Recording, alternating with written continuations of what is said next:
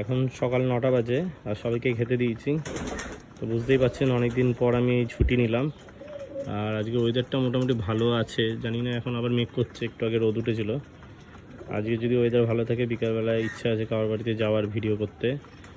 তো দেখি কি হয়, ওয়েদারের উপরেই ডিপেন্ড করবে, নাহলে পসিবল তো হবেই না।